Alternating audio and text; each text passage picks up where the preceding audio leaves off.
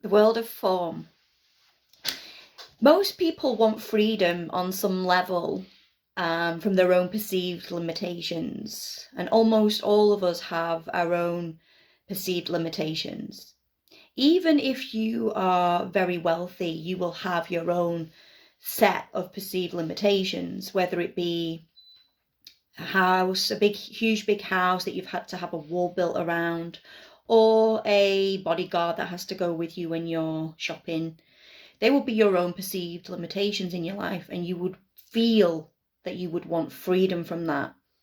And so almost that's something that we all have in common, is that we're all trying to escape our own perceived limitations. And the thing is, we live in a world of form. Everything around us is form. And the very nature of form is to change and transform.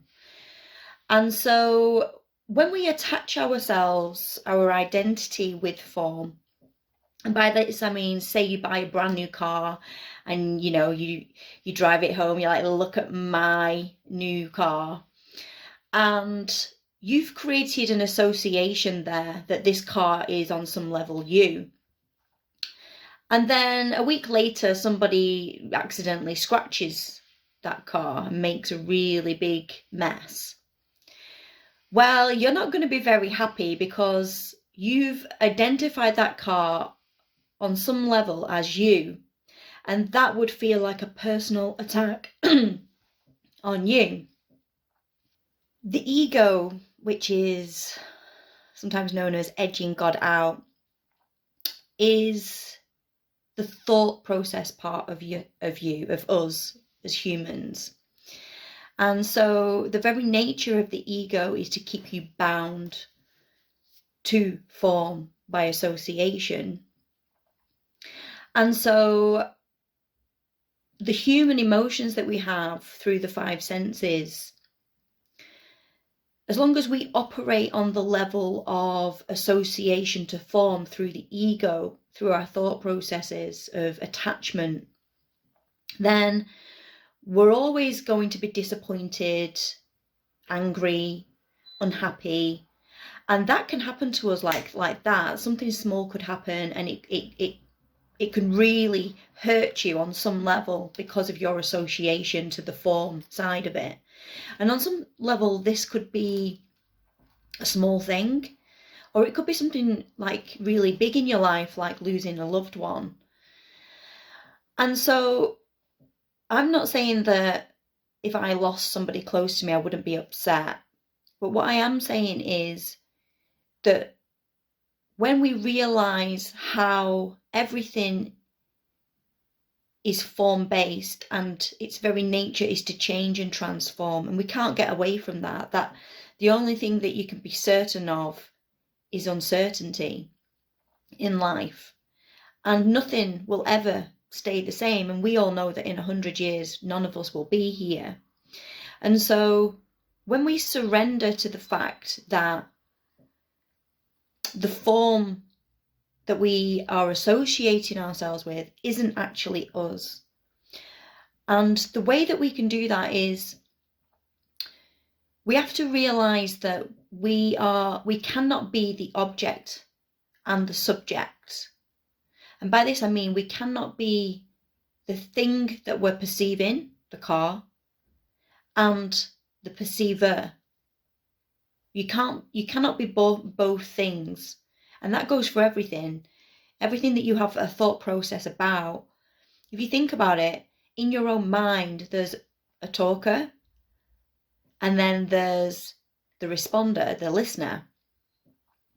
And so that's at least two people in your head, okay? So we need to be able to create a space behind that, because that is where our true selves lives. That is the true essence of us, the formless, the eternal, the the God soul that's focused consciousness into this focused body at this particular time. And so if you can create a little bit of space between what is happening and the perceiver, then you realize that you are not your circumstances. You are not what is happening to you. The world is not happening to you, it is happening for you.